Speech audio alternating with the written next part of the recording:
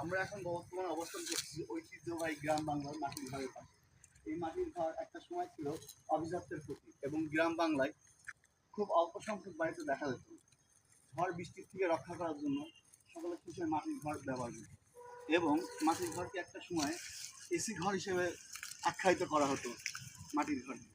এবং এই মাটির ঘরগুলো ছিল বিত্তবানদের প্রতীক এবং সেই সময় এঁটেল মাটির থেকে খুব শক্ত করে 2-3 ফিট চওড়া করে 10 থেকে 15 ফিট উচ্চতায় মাটির ঘরগুলো তৈরি করা হতো এবং এই মাটির ঘরগুলো ছিল একটা শান্তির নীড়।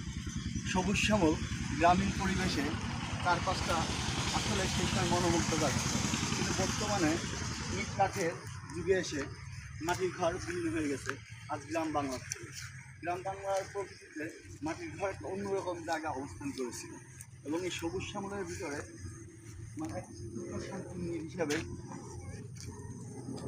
মাটির ঘরকে দেখা হতো এবং আমরা এখন কালেক্রমে মাটির ঘর দেখতে পাই না একদম। এটা একটা বাংলার ঐতিহ্যপূর্ণ স্থাপনা হিসেবে ধরা চলে।